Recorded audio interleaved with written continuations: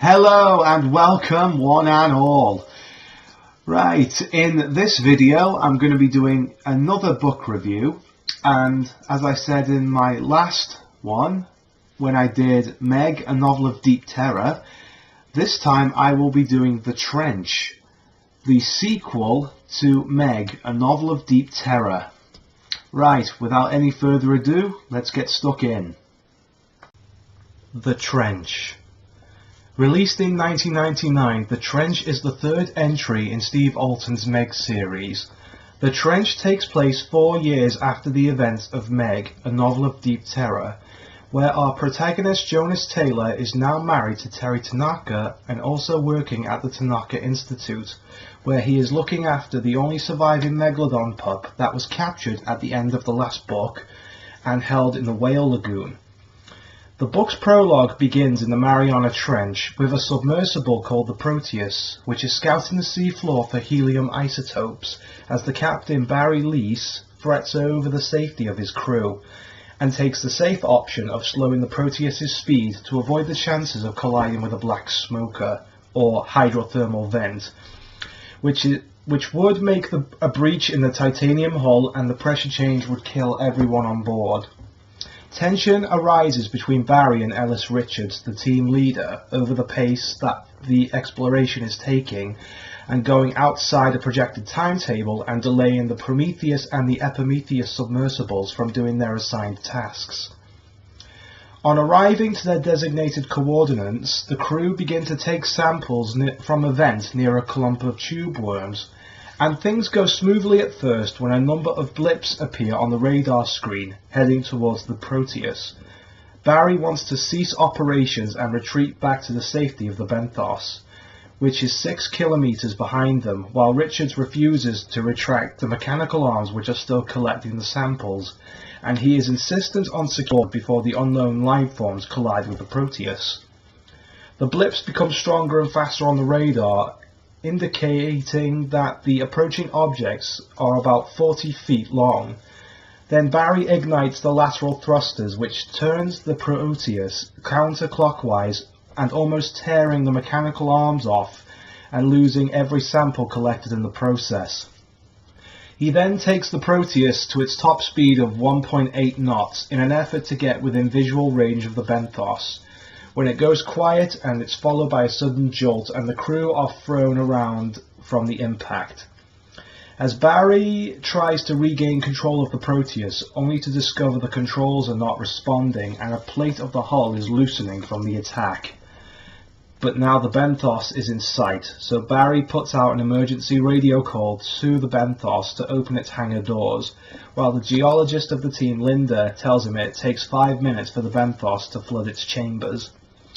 A whistling sound then fills the cabin of the Proteus because the integrity of the plates, and another heavy impact rocks the submersible. Barry looks to the port glass where his head has struck moments before and sees a large, luminous crimson eye peering in from the other side. The whistling ceases when a pair of rivets shoot into the cabin and Barry's head implodes before they hit the floor. Then the book brings us to our protagonist Jonas Taylor, who wakes up from a night terror where he's back in the Mariana Trench, where he is in a Lexan pod and spots another Lexan pod with Terry unconscious inside. He then looks down into the dark abyss and sees a megalodon rising towards Terry's pod and watches it engulf it completely. Jonas and Terry begin to share an intimate moment after Terry manages to calm Jonas down, when they are interrupted by a phone call from his assistant Manny at the Institute's lagoon, saying he needs his help immediately. About 20 minutes later, Jonas arrives at the lagoon in time for the captured Megalodon's 10 AM feeding, with a capacity crowd eagerly awaiting in the stands surrounding the tank. After arriving, Jonas goes to the underground viewing area where the Megalodon is swimming at that moment.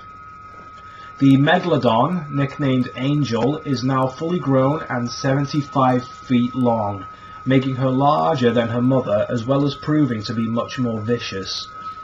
She presses her head against the side of the tank and focuses her eye directly on Jonas.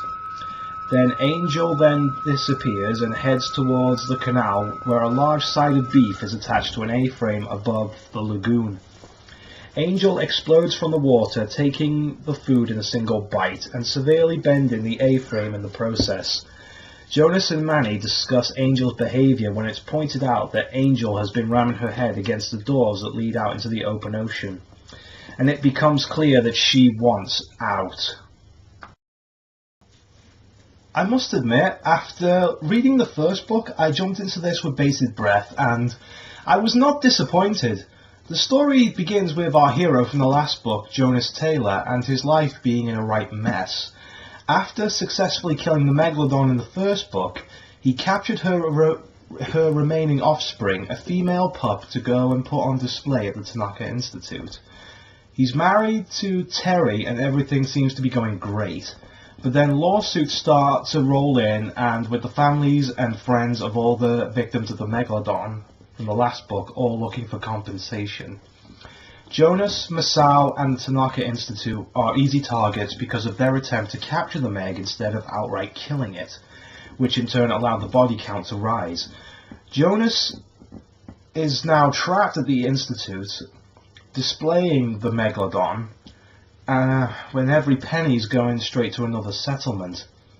Jonas does feel the strain from the trials and is haunted by the Meg, and he's obsessed with these night terrors he has, and he believes that they are some kind of self-fulfilling prophecy.